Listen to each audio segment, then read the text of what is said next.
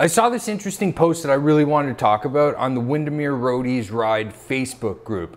And if you don't know what the Windermere's Roadie Ride is, it's a big group ride in Central Florida. Apparently it started in the 80s. It's been around for over 30 years.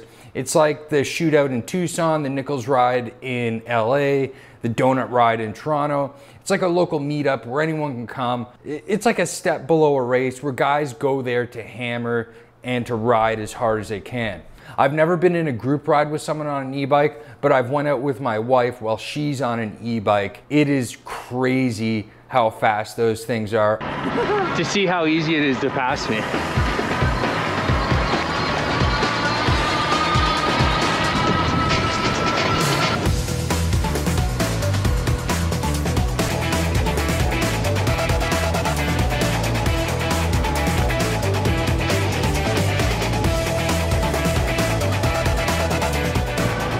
That's it.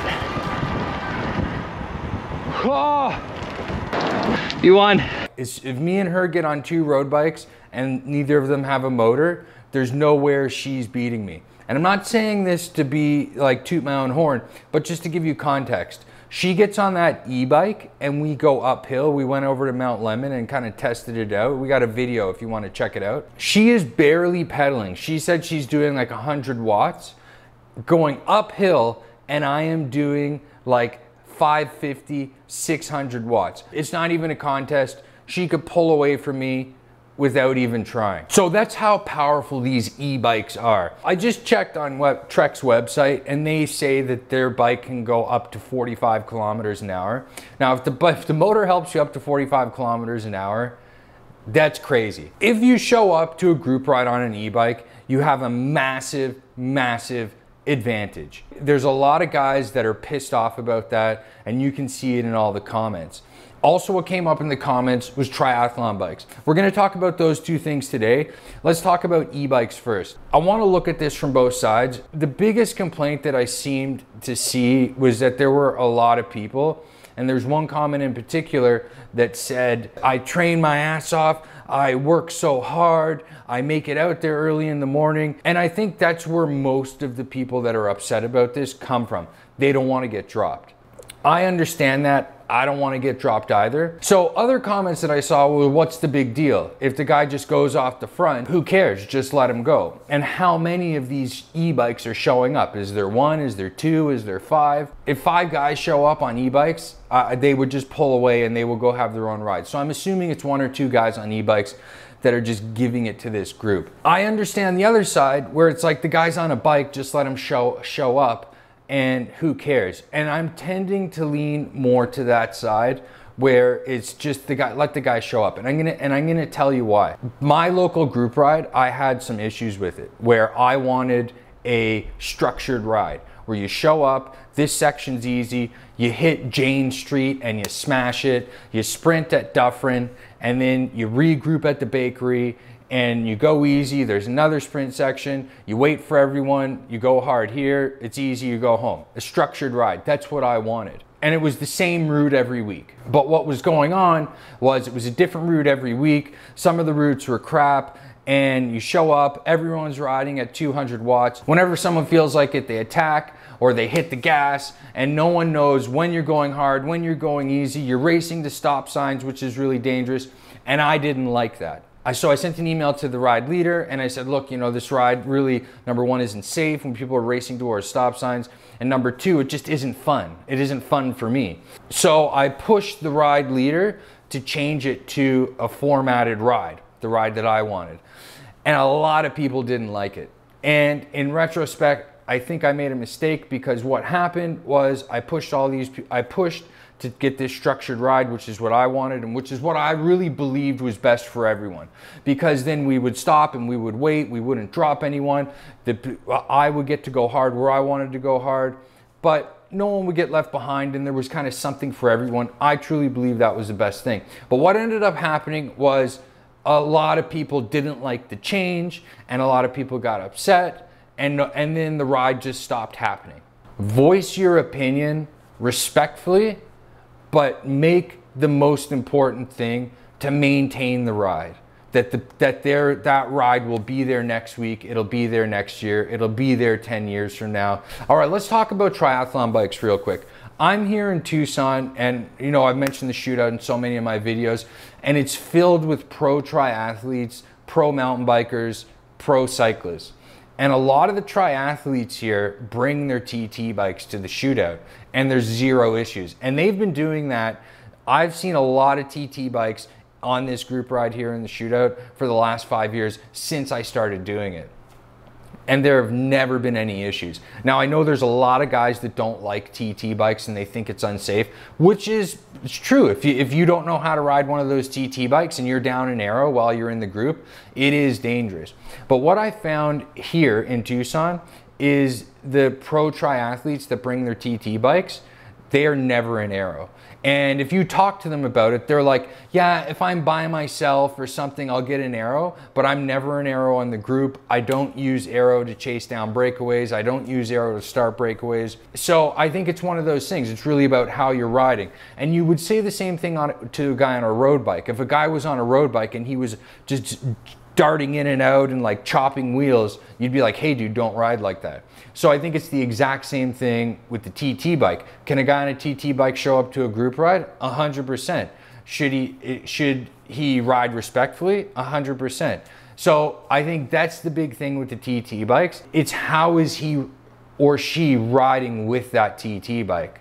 Now, some guys get pissed off where, you know, a breakaway starts and then the TT bike gets on the front and pulls back the breakaway while he's in arrow. I've seen that happen. It's a group ride. It's not a race. So is it making it more fun? Is it chasing back the break? It pisses off the guys in the break. The guys in the group like it.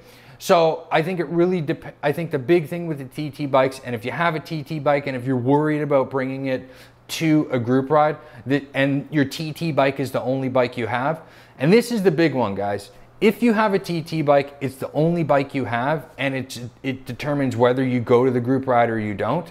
Go to the group ride with your TT bike, talk to the guys, say, I know I got the TT bike, don't worry, I won't go in arrow. I'll make sure I'm not in arrow in the group, I'll always be on the brakes, and I understand this bike can definitely be less safe, but I'll make sure that I keep that in mind and I'm not in arrow when I'm not supposed to be. Now, and the big thing with the TT bikes also, and even if you're not in arrow and you're just in the bull's horns, the guy behind you is getting less draft just because of the shape of the TT bike, because you're bent over further, you're narrower, and unfortunately that's the way it is. When you're on a TT bike, even if you're not in arrow, you're getting more of an advantage. I don't know how many watts it is. I know in arrow you could be getting 30 to 50 watts. So if you're out of arrow, who knows, 10 to 20, just guessing. But you are getting an advantage on that TT bike. But I think that's my takeaway with the TT bikes. The TT bikes have a potential to be more dangerous if you're riding like a jerk. And it's the same thing on a road bike. If you're riding like a jerk, you're gonna be more dangerous. So all of this stuff leads back to two things that really people don't like. One is safety. They're worried that the arrow bars can crash them out. And the other one is no one likes getting dropped or someone having an unfair advantage. And that's why they don't like the TT bikes or the e-bikes. Now let's play devil advocate for a minute on both of these. Let's say you show up and there's a guy or two guys on an e-bike and they're complete jerks. And what I mean by jerks is they're just throwing it in your face. They're starting at the back of the group. They're just gunning it through the group. They're being dangerous. They're scooping all the KOMs, whatever it is. And maybe it just, whatever they're doing, and it just absolutely grinds your gears and you don't like it. That's completely fair. And it's the same thing with the TT bike. Say a guy shows up and he's always in arrow. Where these TT bikes can really get you is, say you're coming up over a hill and it's coming into a downhill. The guy in a TT bike gets a run from the back and he just passes the whole group in arrow and gets that downhill, gets on the downhill in arrow. If he gets enough speed and no one gets on his wheel, he's gone. Because of the bigger gearing, because of the arrow, because of the downhill, he's gone. And it'll be really hard, depending on how strong the group is, how many guys, how well they're working together, it's gonna be hard to pull him back. So if you show up and like there's stuff going on that you don't like, you don't have to go to the group ride. And that's 100%. If I showed up and I didn't like the group ride, I just wouldn't go. But learning from my mistakes, what I wouldn't do is make posts about it online, run the group down, run other guys down, because it's negative. And it just, that negativity spreads and it makes other people negative. The negativity spreads and then people don't go, more people don't go. Let's say the guy on the TT bike is dangerous and he's riding dangerously. Or let's say the guy on the e-bike is completely out of control. I think the best course of action would be talking to the guy on the TT bike or talking to the guy on the e-bike, going to them first and just respectfully just saying, hey, you know, I kind of noticed you're an aero and you're all over the place. It's a little dangerous. And, you know, a lot of guys don't like it because they feel like it's unfair. We'd love to have you on the ride, but maybe just try and stay out of aero a little bit more because, you know, like I said, guys don't like it. And the same thing on the e-bike.